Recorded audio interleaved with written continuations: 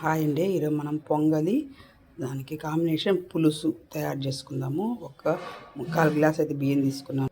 ముక్కాలు glass కన్నా తక్కువ పెసరపప్పు తీసుకున్నానండి. వీటిని నీట్గా కడిగి శుభ్రం చేసుకుందాం. కడిగి మనం చేతికి ఎంతవరకు నీళ్ళు వచ్చేటట్టు చూసుకునేసి ఎసురు పెట్టేసామండి. ఇప్పుడు లో ఫ్లేమ్లో ఇవి 2 విజిల్స్ రానిద్దాము. పొంగల్ ఉడికేటప్పుడు కంటే మనం పులుసుకి రెడీ చేసుకుంటాం. ఎండుమిరపకాయలు, ధనియాలు, జీలకర్ర, కొద్దిగా మినప్పప్పు, కొద్దిగా పచ్చెనపప్పు, కొద్దిగా చింతపండు. ఇప్పుడు వీటిని అంతా డ్రై రోస్ట్ చేసుకునేసి పౌడర్గా చేసి పెట్టుకుందాము.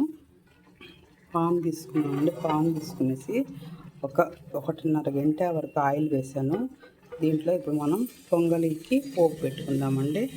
కొద్దిగా కచ్చా పచ్చగా మిరియాలు, జీలకర్ర దంచుకున్నాము. జీడిపప్పు, కరివేపాకు, ఇంగువ, అల్లం అండి. చూడండి, పోపు అంతా అయితే ఇలా ఏగిపోయేసింది. ఇప్పుడు మనం దీన్ని పొంగల్లోకి పెట్టేసుకుందామండి.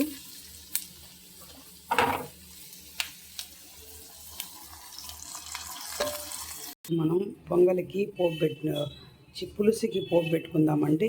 కొద్దిగా అయితే ఆయిల్ తీసుకున్నాను.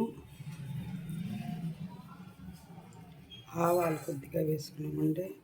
కొద్దిగా జీలకర్ర,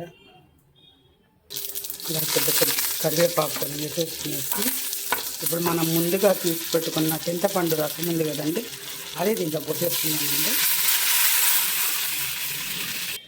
మనం మిక్సీలో పౌడర్ చేసి పెట్టుకున్నాము కదండి, ఆ పౌడర్ ఒక 2 స్పూన్లు దీంట్లోకి వేసుకునేసి వేసుకుంటామండి. ఒకవేళ గడ్డ కట్టినట్ల ఏది లేకపోకుండా ఉంటుంది.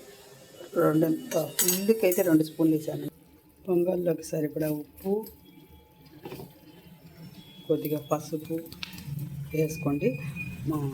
పొంగల్కి కాదండి, పులుసుకి సరిపడా ఉప్పు, పసుపు వేసుకునేసేయండి. పొంగల్లో ఇందాక ఉడికేటప్పుడు ఉప్పు వేసేసానండి. కొద్దిగా చూడండి దగ్గరకు వచ్చేసింది. ఇంకా గట్టిగా అయిపోయిందంటే చల్లారిపోతే మరి గట్టిగా అయిపోతుందండి, ఆపేసుకుందాము. చూడండి, పులుసు కూడా రెడీ అయిపోయేసింది. ఇప్పుడు మనం సర్వింగ్ చేసుకుందాం. చూడండి, ఎంతో టేస్టీగా ఉండే పొంగలి పులుసు కాంబినేషన్ సూపర్గా ఉంటుందండి. ఒకసారి ఇలా ట్రై చేయండి. ఎంతసేపు చట్నీలతో పచ్చళ్ళతోనే కాకుండా ఒకసారి ఇలా ట్రై చేసి చూడండి. టేస్ట్ అయితే సూపర్గా ఉంటుందండి. ఈ వీడియో కనుక మీకు నచ్చితే లైక్ చేయండి, షేర్ చేయండి, సబ్స్క్రైబ్ చేయండి. Thank you.